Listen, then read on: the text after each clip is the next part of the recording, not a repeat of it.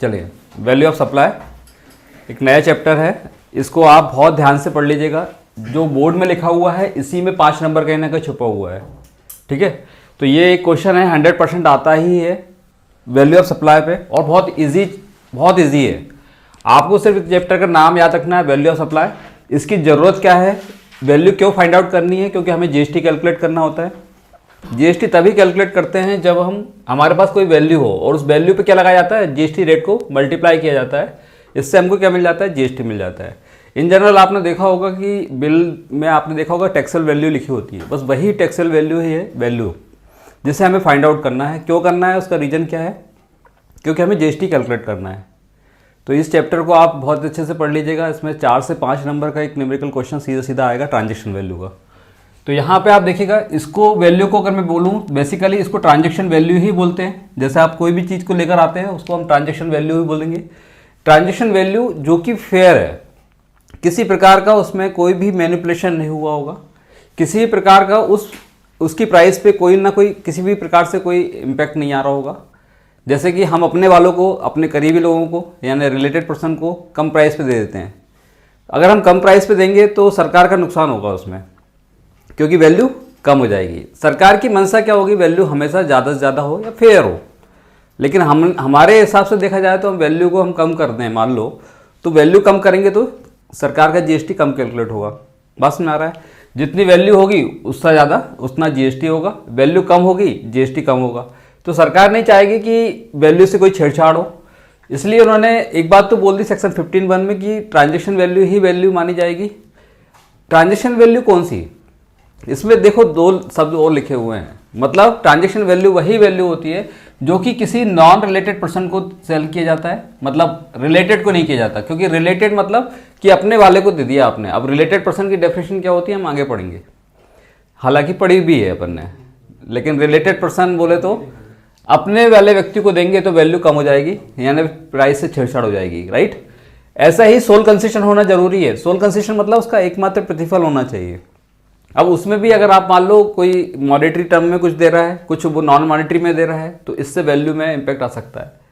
जैसे मान लो मैं आपको सर्विसेज दे रहा हूँ और आपको बोल रहा हूँ कि मेरी फीस 10,000 है, मैं आपसे 6,000 रुपये लेता हूँ, और बाकी उससे मैं क्या बोलता हूँ कि आप एक काम करना, आपके पास वो मोबाइल रखा हुआ है छोटा मोटा, वो मेरे को दे देना। तो प्राइस एक्चुअली वो सोल कंसेशन नहीं मानी जाएगी। यहाँ पर आपको मॉनेटरी के साथ नॉन मॉनेटरी चीज़ भी दी जा रही है, तो सोल कंसेशन होना जरूरी है। तो यहाँ पे समझिएगा, जब भी सिचुएशन ऐसी आएगी कि वो रिलेटेड पर्सन को सेल किया जाए या ऐसे सोल कंसेशन नहीं हो, तो उस केस में ये ट्रांजेक्शन वैल्यू अप्लाई नहीं की जाएगी। बात समझ में आ रहा? अगर मैं इस शब्द में बोलूँ तो वैल्यू फेयर होनी चाहिए, साफ सुथरी होनी चाहिए। वैल्यू में अगर किसी प्रकार की छेड़छाड़ हो गई ना, तो समझना कि सेक्शन 15(1), 15(2), 15(3) नहीं लगेंगे। फिर क्या लगेगा, सेक्शन 15(4) लगेगा। अब आपको मैं बता दूं कि 15(4) का क्या मतलब। सेक्शन 15(4) बोलता है कि आप अगर सेक्शन 15(4) यानी कि अगर किसी रिलेटेड पर्सन को अगर आपने ट्रांजेक्शन किया गया है या सोल कंसेशन नहीं है, तो उस केस में सेक्शन 15(4) ये बोलता है कि आपको 15(1), 15(2), 15(3) नहीं अप्लाई करना है। आपको क्या करना है, रूल्स पे आना होगा। यहाँ पे अलग से एक रूल्स बनाए गए हैं, वैल्यूएशन रूल्स हैं। इसके नाम याद करने की जरूरत नहीं है, सिंपल सी बात बता दूँ, यहाँ पे रूल्स हम पढ़ेंगे अभी। तो रूल्स मतलब कब लगेंगे, जब आप किसी रिलेटेड पर्सन को सेल करोगे या फिर सोल कंसेशन ना हो, तो उस केस में रूल्स पढ़ने पड़ेंगे। और रूल्स भी बहुत सारे हैं आपके बुक में, लेकिन मैं कुछ लिख देता हूँ। रूल 27, 28, 29, 30, 31, ये मेन रूल्स है। इसके बाद भी कहानी खत्म नहीं हुई है, और भी रूल्स होंगे। 31A और भी हैं, आप पढ़ते जाएंगे। रूल 32, 33, 34, तो ये सारे रूल्स आपके सिलेबस में लिखे हुए हैं, ठीक है। ये लिस्ट देख के घबराना मत। हाँ, ये जरूर है कि आप जब हम बात करेंगे रूल्स की, तो उसमें एक एक करके हम रूल्स पढ़ लेंगे। फिलहाल अभी आपको पूरा फोकस करना ट्रांजेक्शन वैल्यू पे होना चाहिए, और सेक्शन 15(1), 15(2), 15(3) पे होना चाहिए। अगर मैं नट सेल में बात करूं तो ट्रांजेक्शन वैल्यू का एक फॉर्मूला होता है 15(1) + 15(2) - 15(3), यानी कि 15(1) मतलब कि जो एक्चुअल में बेस प्राइस होगी, यानी प्राइस एक्चुअली पेड और payable for the said supply. इस सप्लाई के लिए आपने जो बेसिक प्राइस दी होगी वो इसकी प्राइस मानी जाएगी। इसलिए साफ शब्दों में बोलूंगा, प्राइस एक्चुअली पेड और payable for the said supply, right. ये 15(1) में आएगा, जो कि गिवन होगा, क्वेश्चन में दिया रहेगा, यहाँ दिमाग नहीं लगाना है आपको। फिर 15(2) में कुछ और भी बातें लिखी होंगी, तो इन्होंने क्या करा है कि इसको प्लस कर दिया। 15(1) में ये चीज़ें शामिल होंगी, इंक्लूड्स वर्ड आ रहा है, तो आप ध्यान से पढ़िएगा इसको। इंक्लूड्स मतलब क्या क्या चीज़ें इंक्लूड्स होंगी, तो मैं बोलूँगा ये भी सेक्शन वाइज पढ़ने की आवश्यकता है, क्योंकि ये सेक्शन खाली सेक्शन नहीं है, इन सेक्शन से आप ये चीज़ें याद रख सकते हो कि हमें क्या चीज़ें ऐड करनी है। ठीक है, इसी में की छुपी हुई है, आंसर छुपा हुआ है। 15(2)A, 15(2)B, 15(2)C, 15(2)D, 15(2)E। अब मैं इसको याद करने के लिए कैसे बोलूँगा कि इसको याद कैसे रखना है। ये 5 चीज़ें ऐड होंगी, ध्यान से पढ़िएगा, क्योंकि क्वेश्चन में ना ऐसे दिया रहता है कि कुछ चीज़ें एक्स्ट्रा दे दी जाती हैं, तो अब अपने को पता होना चाहिए इसको प्लस करना है, माइनस करना है या इग्नोर करना है। बात समझ में आ रहा है। तो ये सारी चीज़ें तब आएंगी जब आप सेक्शन 15(2) को अच्छे से पढ़ लेंगे। इसमें क्या क्या चीज़ शामिल होगी। 15(2)A में लिखा हुआ है एनी टैक्सेस, एनी तो ये ए से एनी याद करिएगा, तो इससे सब चीज़ें याद आ जाएंगी। एनी टैक्सेस, ड्यूटीज, सेस, और भी कितने प्रकार के नाम बोल सकते हो आप टैक्स के लिए, वो सारे इसमें लिखे हुए हैं। आप इसको एक बार रीड करिएगा, आपको सिर्फ वर्ड एक पर पकड़ना है एनी, तो इससे याद हो जाएगा सारी चीज़ें, राइट। तो आप देखिएगा यहाँ पे लिखा हुआ है, मैं पढ़ के सुना देता हूँ आपको। Any taxes, duties, cess, fees. अब देखो फीस बोल दिया तो इसका मतलब वो नहीं टैक्सेस ही है, वो taxes, duties, cess, fees and charges levied under any law of excluding GST if charge separately by the supplier. अगर आपके ऊपर कोई सप्लायर कर रहा है और प्राइस के साथ बोलता है कि नहीं आपको ये टैक्स और देना पड़ेगा, ये टैक्स और लगेगा, तो वो टैक्स भी उस वैल्यू का पार्ट माना जाएगा, उसको यहाँ पे जोड़ना पड़ेगा। अब एनी टैक्सेस में आप ये समझिएगा, आपके टैक्सेस में जीएसटी भी आता है, लेकिन ये जीएसटी यहाँ कवर नहीं किया जाएगा। रीजनिंग के साथ बताइएगा जीएसटी यहाँ पे कवर क्यों नहीं कर रहा वो। आप देखिएगा कोई भी जीएसटी को छोड़कर, अब जीएसटी के बहुत सारे नाम हो सकते हैं, आईजीएसटी, सीजीएसटी, एसजीएसटी, सेस, बात समझ में आया। लेकिन आपने को इसमें किसी को भी टच नहीं करना है। यूटीजीएसटी ये कभी भी वैल्यू का पार्ट नहीं हो सकते। रीजनिंग देगा कोई, देखो रीजनिंग से पढ़ोगे ना चीजें याद हो जाएंगी, रटने की कोशिश मत करो, क्योंकि आपको क्या निकालना है, जीएसटी निकालना है। और अगर वैल्यू में, अगर हमें वैल्यू पे जीएसटी निकालना है और इसी वैल्यू को अगर जीएसटी जोड़ देंगे तो फिर हमें पता कैसे चलेगा। बात समझ में आ रहा है। तो ऐसी कहानी चलती रहेगी, हर बार वैल्यू में जीएसटी जुड़ेगा, फिर जीएसटी निकालेंगे, फिर जीएसटी जुड़ेगा, इस चक्र को तोड़ना पड़ेगा ना। तो उनका ये कहना है कि यहाँ पे any taxes, duty, cess, fees, जो भी बोलना है आप बोलिएगा, charges levied under any law other than GST. बात समझ में आ रहा है। यानी कि यहाँ पे जीएसटी की बात नहीं होगी, यहाँ पे आपका एक नंबर पक्का हो जाएगा। ध्यान रखना, जब भी प्राइस वो आएगा जीएसटी, तो आपको यहाँ से जीएसटी अलग करना होगा, जीएसटी आपको शामिल नहीं करना होगा, राइट। जीएसटी को एक्सक्लूड करना होगा। आप जैसे मान लो कोई क्वेश्चन आ गया कि प्राइस दी हुई है, उसमें लिखा है इंक्लूडिंग जीएसटी और वैल्यू निकालने को दिए हैं, तो आपको प्राइस निकालना यानी वैल्यू निकालने के लिए आपको उसको क्या करना पड़ेगा, जीएसटी को क्या करना होगा। देखो इंक्लूड नहीं करना है का मतलब ये होता है कि आप उसमें अगर वैल्यू में जीएसटी जोड़ा हुआ है तो जीएसटी को एक्सक्लूड करना होगा। जैसे मैं आपको एक जरिए समझाने की कोशिश कर रहा हूं, जैसे मान लीजिए 1,18,000 रुपये वैल्यू आ गई आपको दी हुई है और उसमें लिखा हुआ है इंक्लूडिंग जीएसटी, तो आप इंक्लूडिंग जीएसटी आ गया जिस पे लिखा है @ 18% जीएसटी शामिल है। अब आपसे बोला जा रहा है कि वैल्यू निकालिए, तो आप कैसे निकालोगे, आपको ना 18% जो इनका इंक्लूड है वो आपको माइनस करना पड़ेगा, वो एलिमेंट माइनस करना पड़ेगा। उसके लिए क्या करोगे, उसके लिए फॉर्मूला लगता है 1,18,000 जिसमें आपका 100 + 18 शामिल है, यानी 118, राइट। और आपको वैल्यू क्या निकालनी है, 100। तो इस तरह से आपका एक आंसर आएगा 1 लाख। तो आपको कभी भी क्वेश्चन में ऐसा आ जाए कि जीएसटी इंक्लूडिंग है, तो सबसे पहले आप उसको एक्सक्लूड कर लीजिएगा, राइट। तो ये वाला पॉइंट आपको याद हो गया। एनी टैक्सेस, इसमें मत सोचना जीएसटी के अलावा जो भी टैक्सेस दिखे ना वो सब वैल्यू का पार्ट होता है, अगर सेपरेटली चार्ज किया गया है सप्लायर के द्वारा तो, राइट। तो ये आप लोग अच्छे से पढ़ लीजिएगा। पहला पॉइंट खत्म हो गया, इसमें कोई डाउट तो नहीं है। चलिए इसके बाद अपन आते हैं सेकेंड पॉइंट 15(2)B। बी मतलब बिहाफ ऑफ सप्लायर। देखो ये ऐसा नहीं लिखा हुआ है बुक में, आप देखिएगा पॉइंट को याद करने के लिए मैंने ऐसा बनाया है।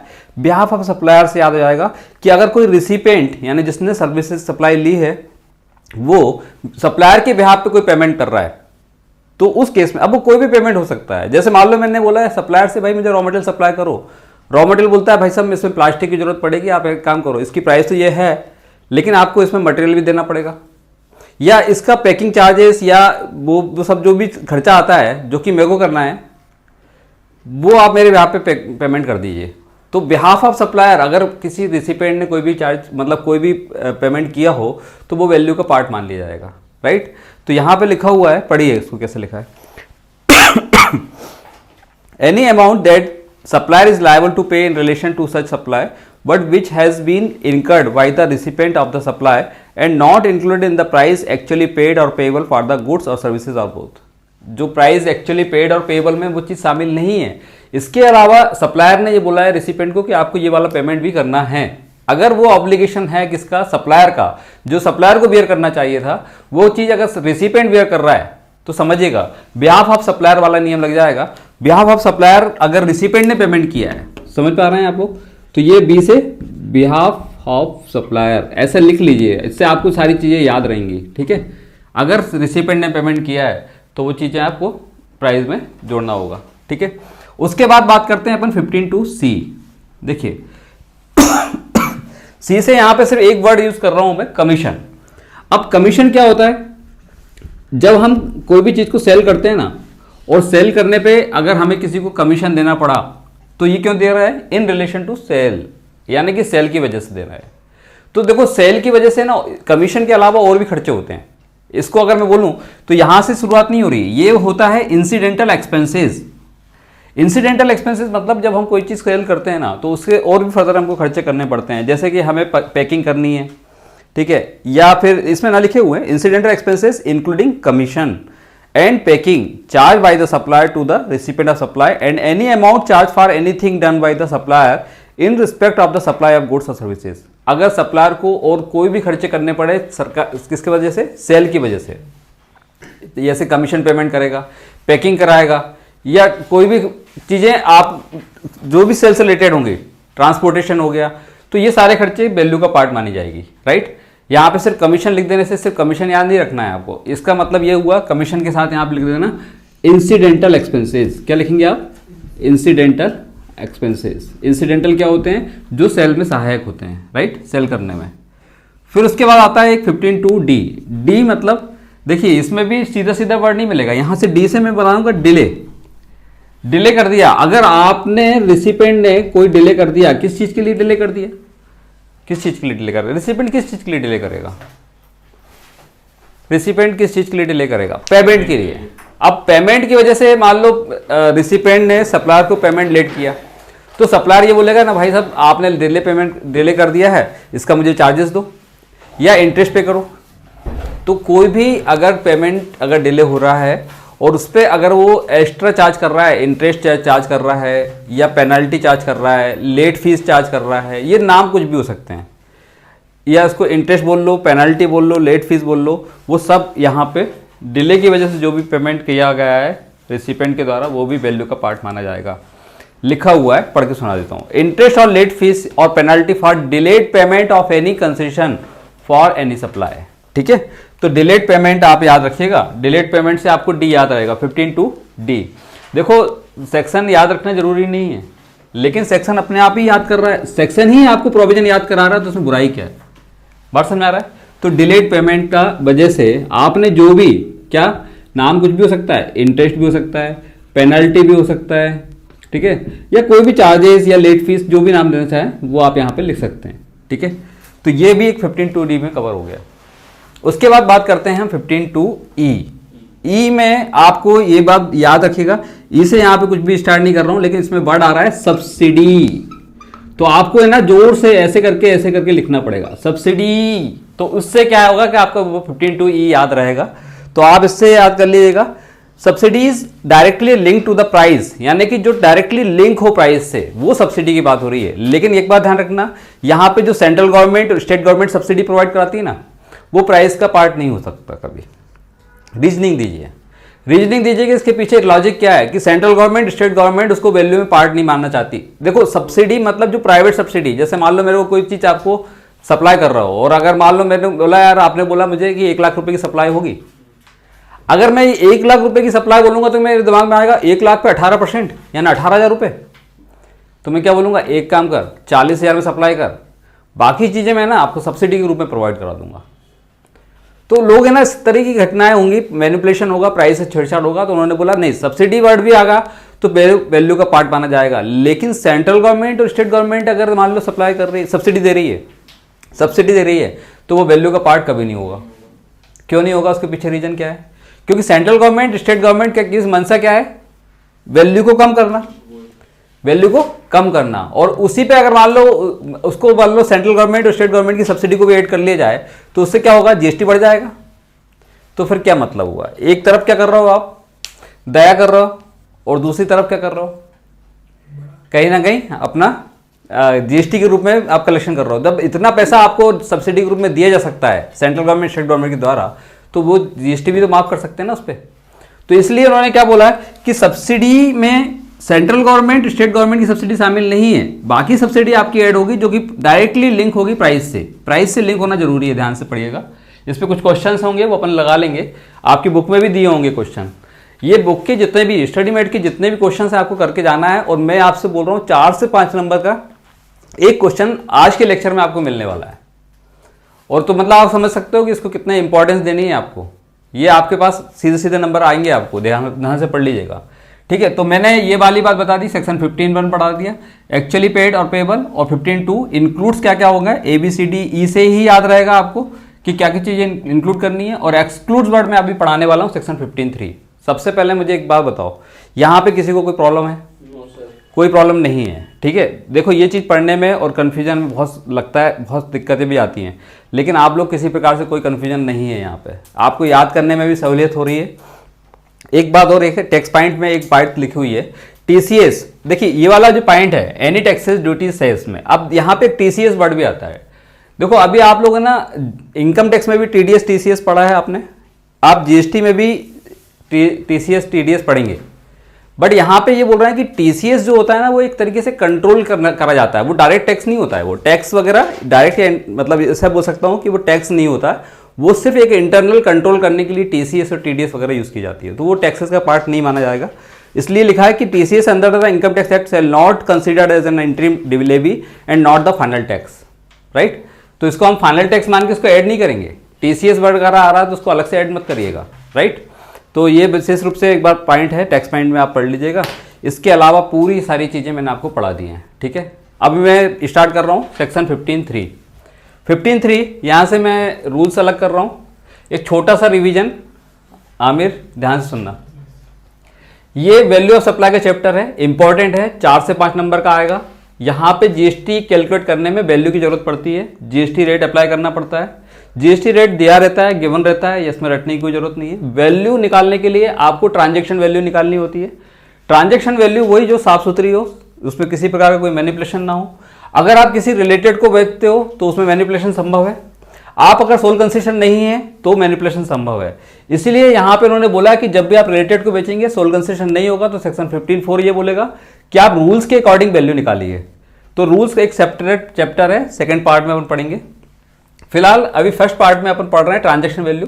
15(1), 15(2), 15(3) ये 3 सेक्शन काम करते हैं। तो उसका फॉर्मूला अगर मैं बताऊं कि 15(1) प्लस 15(2) माइनस 15(3), इसका मतलब ये हुआ कि पहले 15(1) मतलब बेस प्राइस जो कि आपको गिवन रहेगा, क्वेश्चन में लिखा रहेगा, प्राइस एक्चुअली पेड और payable for the said supply, ये लिखा रहेगा, अलग से आपको कोई दिमाग लगाने की आवश्यकता नहीं है। फिर बात आएगा 15(2), इसको ऐड करना है। इंक्लूड्स क्या क्या होगा, तो उसमें सेक्शन है 15(2)A, B, C, D, E, ये सेक्शन ही आपको बताएंगे कि क्या ऐड करना है। 15(2)A बताएगा कि एनी टैक्सेस ड्यूटी सेस, जो भी सरचार्ज है, जो भी बोलना चाहेंगे सब इसमें ऐड होगा, अदर देन जीएसटी। जीएसटी शामिल नहीं होगा, ध्यान से पढ़िएगा, यहाँ पे जीएसटी शामिल नहीं करना है अपने को, जीएसटी शामिल नहीं होगा। क्यों नहीं होगा, रीजनिंग के साथ पढ़िएगा, क्योंकि हमें जीएसटी कैलकुलेट करना है, राइट। इसलिए यहाँ पे जीएसटी वाली बात कोई भी नहीं आएगी। फिर उसके बाद आएगा 15(2)B, B मतलब behalf of supplier. Behalf of supplier मतलब कि सप्लायर को जो ऑब्लिगेशन है कि उसको खर्चा करना चाहिए था, वो रिसिपेंट बियर कर रहा है। अब रिसिपेंट मतलब जो सप्लाई ले रहा है वो खर्चा कर रहा है पूरा, उसका सप्लायर का पेमेंट वो कर रहा है। तो यहाँ पे सप्लायर ने कोई से सप्लाई ली होगी और उससे बोल दिया रिसिपेंट ने, भाई उसको सप्लाई का पैसा दे देना, तो ये ऑब्लिगेशन किसका था, सप्लायर का। तो सप्लायर के ब्याज पे अगर रिसिपेंट पेमेंट कर रहा है तो वो भी वैल्यू का पार्ट माना जाएगा, ऐड किया जाएगा। सी मतलब कमीशन। कमीशन जैसी बहुत सारी चीज़ें होती हैं, पैकिंग होती है, कमीशन होता है, और भी इंसिडेंटल एक्सपेंसेस होते हैं जो कि सेल करने में लगाए जाते हैं, वो सारे इसमें ऐड किए जाएंगे। ठीक है। फोर्थ में डिलेड, डी मतलब 15(2)D delayed payment. Delayed payment होने की वजह से उससे अलग से कुछ और एक्स्ट्रा चार्ज किया जाता है, जैसे इंटरेस्ट हो गया, पेनल्टी हो गया, लेट फीस हो गया, या जो भी नाम आप देना चाहो वो चार्जेस आपको यहाँ पे ऐड करने होंगे, राइट। 15(2)E, ई मतलब सब्सिडी। ये ई वर्ड जो आया है सब्सिडी, मतलब इस तरह से पढ़िएगा, हालांकि लास्ट में वाई आता है सब्सिडी में ना, नहीं तो आप बोलोगे सर को इंग्लिश भी नहीं आती। थोड़ी बहुत है, लेकिन ऐसा भी नहीं है कि सब्सिडी याद करने के लिए बताया मैंने। तो ये ई वर्ड जो है ना, तो ये सब्सिडी, और इसमें ना सेंट्रल गवर्नमेंट स्टेट गवर्नमेंट दोनों का जो सब्सिडी होती है वो ऐड नहीं की जाएगी, ये इंपॉर्टेंट है। और सब्सिडी वही लिंक की जाएगी, वही ऐड की जाएगी जो कि डायरेक्टली लिंक होगी प्राइस से। ठीक है, इस पर क्वेश्चन होगा वो अपन करेंगे। चलिए यहाँ तक क्लियर हो गया। अभी मैं ये रूल्स नहीं पढ़ा रहा हूँ, रूल 27, 28, 29, 30, 31 ये सारे सिलेबस में लिखे हुए हैं आपको, ये मैं अभी नहीं पढ़ा रहा हूँ, राइट। इसके आप पिक ले लीजिए एक, अगर लेना चाहें तो।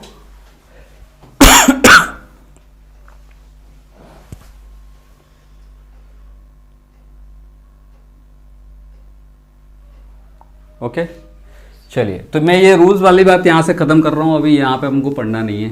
ठीक है, अब यहाँ पे मैं बात करने वाला हूँ एक्सक्लूड्स की। एक्सक्लूड्स क्या क्या होगा, तो ध्यान से सुनिएगा, दो चीजें एक्सक्लूड्स होंगी।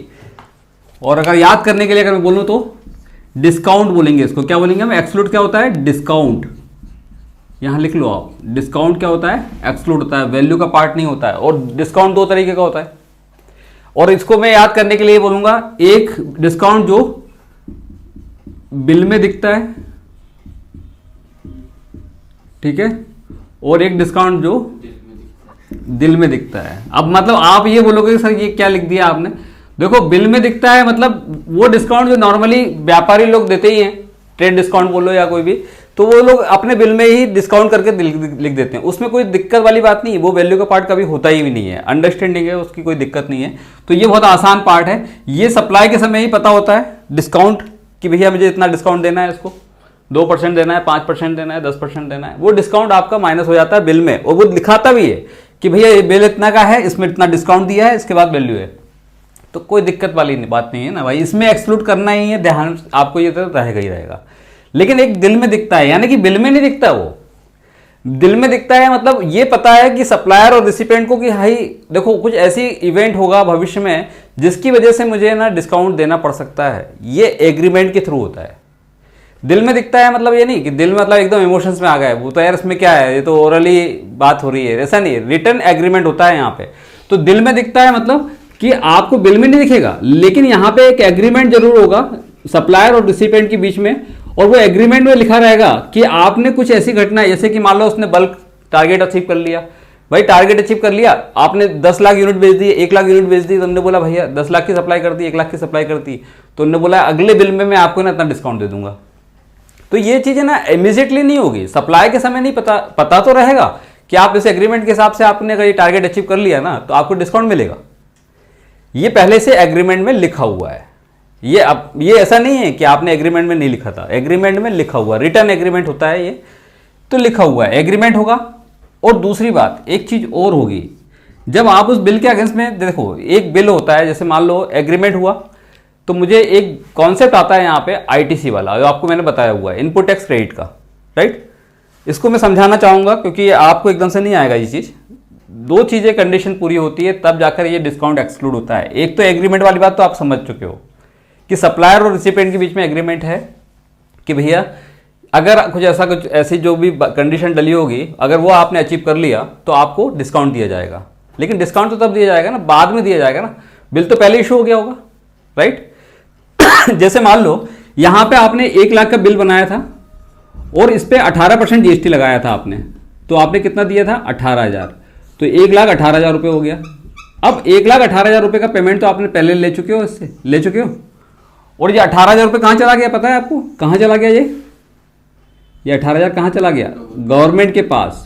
और जब गवर्नमेंट के पास जाएगा तो ये जो सप्लायर है और ये रिसिपेंट है, तो इस रिसिपेंट को क्या मिलने वाला है, इस रिसिपेंट को क्या मिलने वाला है, आईटीसी मिलेगा कि नहीं मिलेगा। तो इसको ना 18,000 रुपये का क्या मिल गया, आईटीसी मिल गया। आप समझ पा रहे हैं क्या बोलना चाह रहा हूं मैं? 18,000 का आईटीसी से हो गया इसके पोर्टल पे। लेकिन बाद में क्या हुआ, इसने क्या किया बाद में, क्योंकि ये बिल पहले इशू हो चुका था, ओरिजिनली बिल पहले इशू हो चुका था, उससे कोई छेड़छाड़ नहीं होगी। अब डिस्काउंट देने के लिए वापस बिल थोड़ा लेंगे और उसमें वापस से डिस्काउंट लिख के थोड़ा देंगे भाई। इसके लिए उसको क्या करना पड़ेगा, एक फर्दर डॉक्यूमेंट इशू करना पड़ेगा जिसको हम बोलते हैं क्रेडिट नोट। क्या बोलते हैं इसको? Credit note. तो सप्लायर क्या देगा, इसको क्रेडिट नोट देगा। जैसे मान लो उसने 10% का वैल्यू कम करी, डिस्काउंट दे दिया 10% का, क्योंकि उसने वो टारगेट अचीव कर लिया। तो 10,000 रुपए यानी कि 1 लाख का 10% कितना होता है? 10,000। तो 10,000 पर अगर वो करेगा तो 10,000 का जो आईटीसी पहले ले चुका है सामने वाला 18,000, ये उसको छोड़ना पड़ेगा कि नहीं छोड़ना पड़ेगा?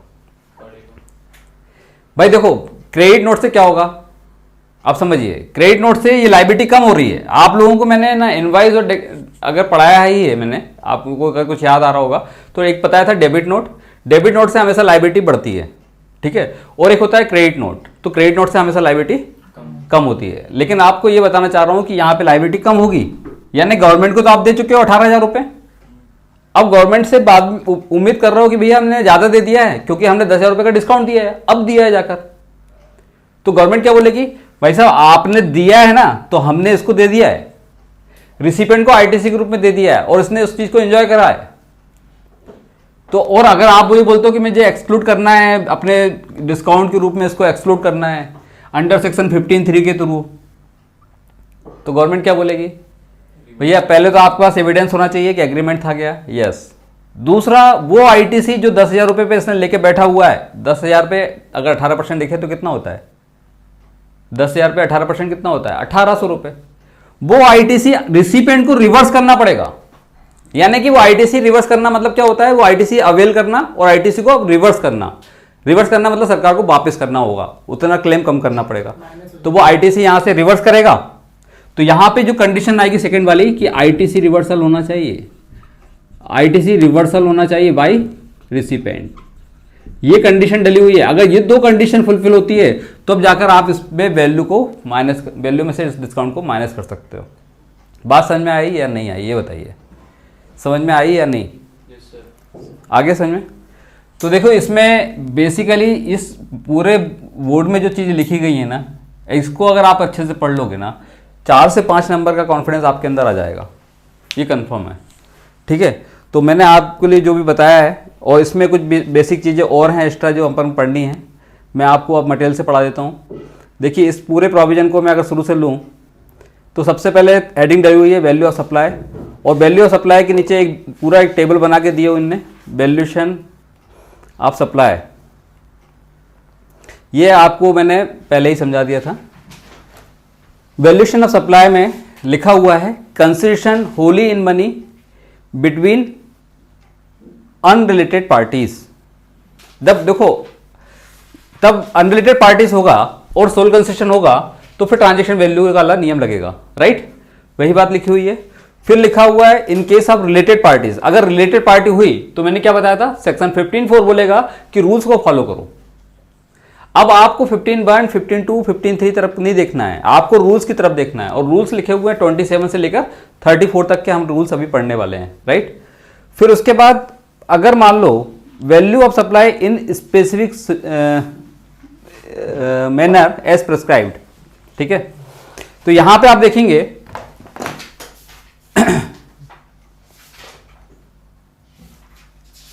हाँ, लिखा हुआ है कि value of supplies in specific manner is prescribed in case of lottery, betting, ये सब में रूल 31A लगता है, ठीक है। अभी हम पढ़ेंगे इसको भी।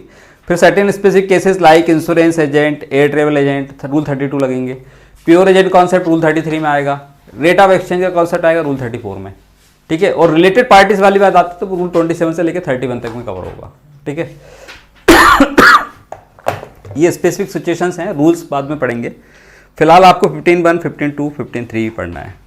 तो मैंने 15(1) पढ़ा दिया था और उसमें पहली लाइन में लिखा हुआ है the value of supply of goods और सर्विसेज और both shall be transaction value which is the price actually paid or payable for the said supply of goods or services or both, where the supplier and the recipient of supply are not related, यानी कि supplier और recipient आपस में related नहीं होंगे और price the soul concession, और soul concession क्या होगा, एक प्राइस होगी वो सोल कंसेशन होगी, तब जाकर आपका ट्रांजेक्शन वैल्यू को ही वैल्यू मानना है, सेक्शन 15(1) में लिखा हुआ है, राइट। फिर लिखा है in other words transaction value shall be considered as value of textile supply provided following conditions are satisfied. Repetition है, आप पढ़ लीजिएगा। सप्लाई और रिसिपेंट आपस में रिलेटेड नहीं होना चाहिए और प्राइस सेल कंसेशन होना चाहिए। फिर उसका लिखा if aforesaid conditions are fulfilled the transaction value is subject to certain adjustments। certain adjustments क्यों बोला, क्योंकि ये ट्रांजेक्शन वैल्यू है, इसमें एडजस्टमेंट करने पड़ रहा है ना, प्लस करना पड़ रहा है और माइनस करना पड़ रहा है, इसलिए क्या लिख दिया हमने, सर्टेन एडजस्टमेंट्स। तो यहाँ पे 15(2) के अकॉर्डिंग इंक्लूड करने के लिए चीजें ऐड करनी है, 5 चीजें ऐड होगी, 5 के अलावा छठवा कुछ भी नहीं है, राइट। और यहाँ पे माइनस होने के लिए डिस्काउंट ही है, जो एक बिल में दिखता है और एक दिल में दिखता है। मैं लिख दिया है दिल में दिखता है, मतलब आप इस तरह से मत लीजिएगा, उसका एग्रीमेंट होगा, प्रॉपर एग्रीमेंट होगा, ठीक है। और आईटीसी रिवर्स की जानी चाहिए, तब जाकर आपका ये एक्सक्लूड करने को दिया जाएगा, ठीक है। और वैल्यू एक्सक्लूड करना मतलब समझ रहे हो, जीएसटी कम आएगा, इसलिए एक्सक्लूजन वाला पार्ट को भी ध्यान से पढ़ने की आवश्यकता है।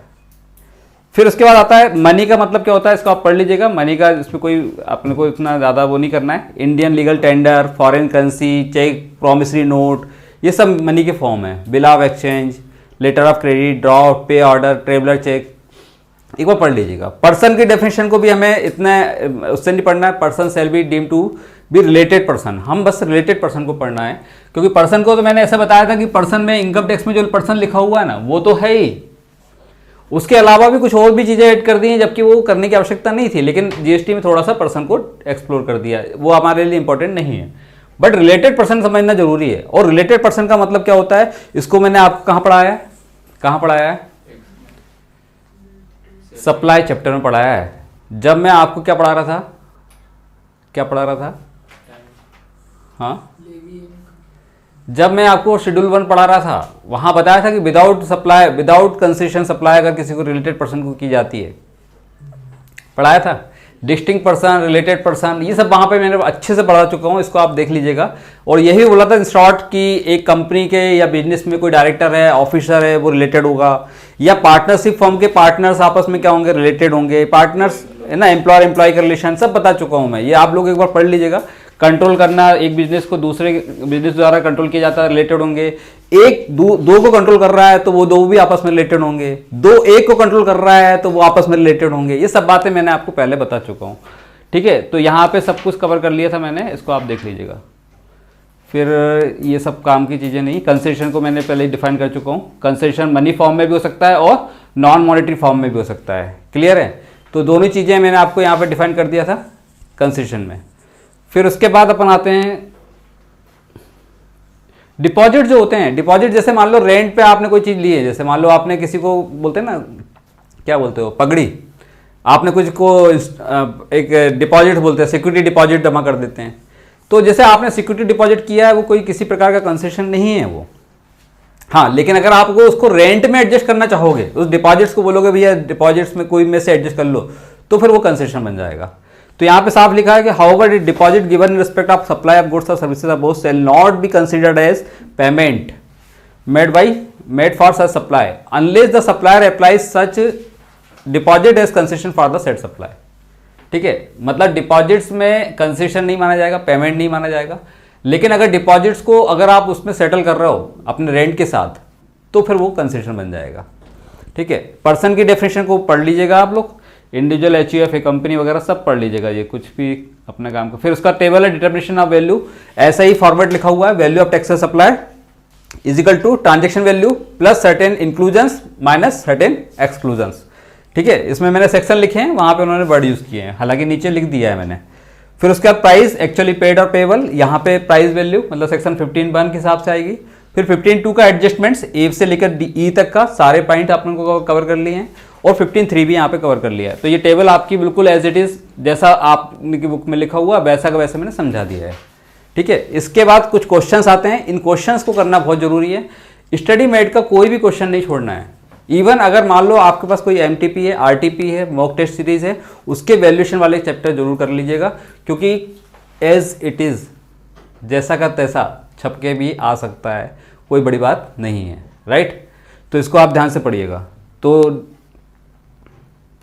ठीक है, इसको आप देखिएगा एग्जाम्पल 21 पढ़ लीजिए पहले।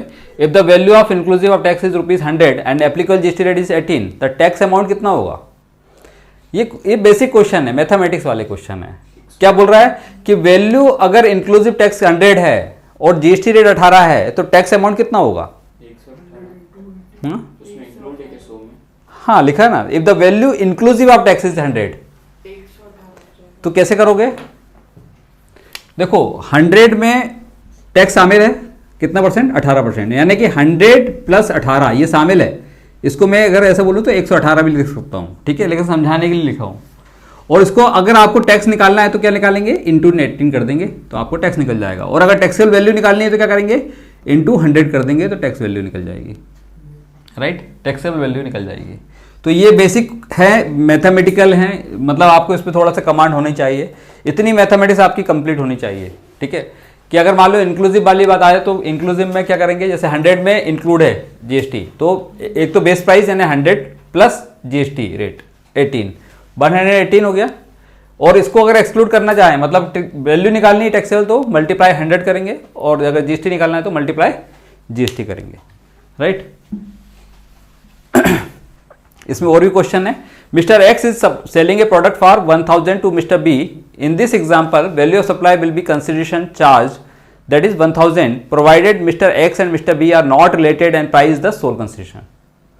देखो इसने सेल किया बी को, ए ने किसको सेल किया? बी को 1000 का, और ये बोल रहा है कि बी ना तो वो रिलेटेड है और ये प्राइस जो है वो सोल कंसिडरेशन है। तो मुझे बताओ कि वैल्यू क्या होगी?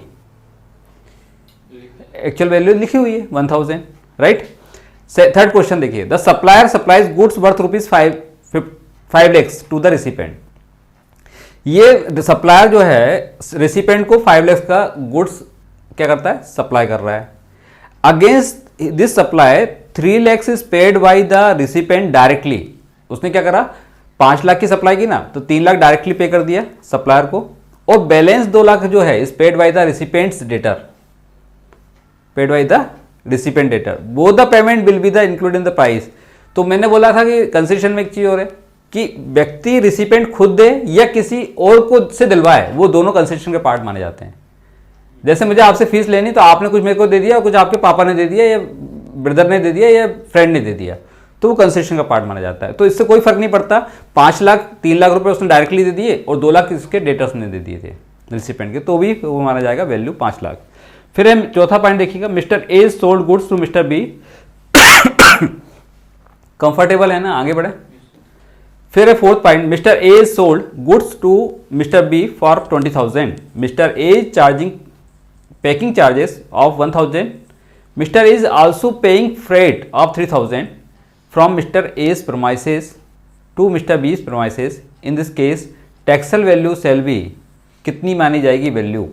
आप समझिए, यहाँ पे 20,000 का सप्लाई की गई है, लेकिन जो है चार्ज किए गए हैं 1,000 रुपये पैकिंग चार्ज भी लगे हैं, और साथ में 3,000 रुपये फ्रेट भी लगा हुआ है ट्रांसपोर्टेशन का, तो वैल्यू 24,000 हो जाएगी, राइट। फिर है फिफ्थ पॉइंट में, एक कैफेटेरिया इन एक्स लिमिटेड, एक corporate office provides lunch at 120 per plate to the employees of the company. However, the vendor in the cafeteria receives an amount of ₹70 per plate in the form of subsidy from X Limited.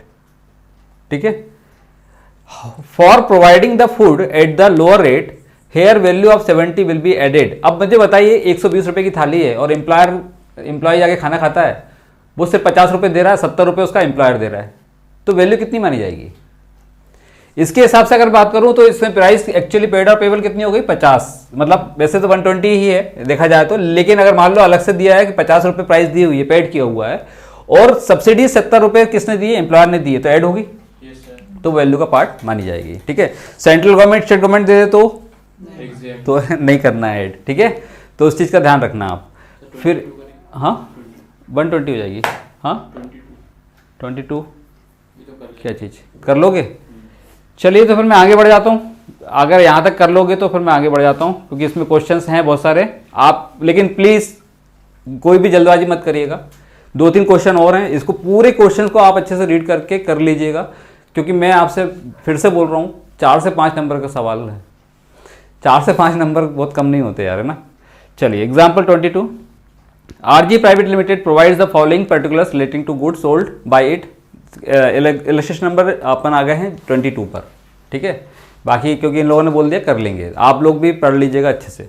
RG Private Limited provides the following particulars relating to goods sold by it to GK Private Limited. List price दी हुई है of the goods exclusive of taxes and discount, यानी 10 lakhs, ठीक है। ये list price दी है, मतलब 15 वाली, ठीक है। फिर उसके बाद taxes levied by municipal authority in the sale of such goods. Municipal authority ने टैक्स लेवी किया है कितने का? 1 लाख। बताइए वैल्यू का पार्ट होगा या नहीं होगा? होगा। क्यों? क्योंकि एनी टैक्सेस में कवर हो जाएगा ये, ठीक है। फिर लिखा है CGST and SGST chargeable on the goods. ये पार्ट होगा क्या वैल्यू का? CGST SGST नहीं होगा, क्योंकि GST को हमको एक्सक्लूड करके चलना है। फिर है packing charges not include in the price. ये प्राइस में शामिल नहीं है पैकिंग चार्जेस। क्या ऐड होगा? ये क्या ऐड होगा? क्यों नहीं होगा? क्यों? हाँ, कहाँ लिखा है? इंक्लूड नहीं है ना, ऊपर जो प्राइस नॉट इंक्लूडेड है ना, इसलिए तो। ये प्राइस में इंक्लूड है क्या? 10 लाख। भाई ये 10 लाख रुपए की जो प्राइस है उसमें क्या 20,000 रुपये अलग से पैकिंग चार्जेस इसमें ऐड किया हुआ है क्या? पैकिंग चार्जेस नहीं है, तो वैल्यू है कि नहीं 20,000 रुपये? हाँ, तो वैल्यू है ना, उसको ऐड करेंगे, राइट। तो ये चीज़ आपको पता होनी चाहिए। RG Private Limited received ₹40,000 as a subsidy from NGO on sale of such goods. NGO से सब्सिडी मिल रही है, इसको ध्यान रखना, 40,000 की, राइट। तो the price of ₹10 lakhs of this goods is after considering such subsidy. जो प्राइस जो है ये कंसिडर करने के बाद की प्राइस है, मतलब इसमें प्राइस में शामिल नहीं है वो चीज़, राइट। ये समझ लीजिएगा। Offers 2% discount on the. देखो पहले एक बात कंप्लीट करो, क्या 40,000 रुपये वैल्यू का पार्ट बनेगा? बनेगा, बिल्कुल बनेगा। NGO का मतलब क्या होता है? Non government organisation. देखो सेंट्रल गवर्नमेंट स्टेट गवर्नमेंट का नहीं है ये। NGO मतलब क्या होता है? Non government organisation. और यहाँ पे आपको क्या आएगा? 40,000 रुपये की सब्सिडी जो NGO ने दी है ना, वो वैल्यू का पार्ट बन जाएगी accordingly section 15(2)E subsidy, right. तो इसको आप अच्छे से पढ़ लीजिएगा। और मैं आपको बताऊं, ये चीज़ आपको सेक्शन सहित कोड करके आएंगे तो मज़ा और आएगा, ठीक है। एग्जामिनर के ऊपर अच्छा इंपैक्ट आता है भाई, समझ गए। और फिर उसका आएगा लेस डिस्काउंट। अब यहाँ पे 15(3) में क्या लिखा है? डिस्काउंट ऐड करना है। एक बिल में दिखता है और एक दिल में दिखता है। बिल में दिखता है मतलब यहाँ पे क्या लिख दिया उन्होंने, देखिए क्या लिखा हुआ है? 2% of offers. RG Limited offers 2% discount on the list price of the goods which is recorded in the invoice for the goods. लिखा है, मतलब क्या बोल रहा है कि लिस्ट प्राइस पर वो क्या दे रहा है? 2% डिस्काउंट। तो लिस्ट प्राइस क्या है? देखो यहाँ पे जोड़ने के बाद जो वैल्यू आएगी वो अलग होती है। लिस्ट प्राइस मतलब जो बेसिक प्राइस है। लिस्ट प्राइस कितनी है? 10 लाख, और 10 लाख का 2% कितना होता है? 20,000। तो ये क्या हो जाएगा? माइनस हो जाएगा, और जो नेट आएगा वो आएगा value of taxes supply, 5 out of 5, right. तो 5 में से 5 नंबर लाने हैं, तो आपको ये सब लिख के आना है। क्वेश्चन को फॉर्मेट में करेंगे और साथ में ना कुछ नोट्स भी डालते जाएंगे ना। वैसे तो जहाँ जरूरत होगी ना वहाँ नोट्स डालना ही है आपको, बिना नोट्स डाले आपको क्वेश्चन सॉल्व नहीं करना है, राइट। इसके बाद एक सर्कुलर आया था, क्लैरिफिकेशन आया है सर्कुलर का। इस क्लैरिफिकेशन को एक बार पढ़ लेते हैं। फिलहाल अभी यहाँ पे ब्रेक करते हैं और नेक्स्ट पार्ट के लिए अपन तैयार करेंगे, राइट।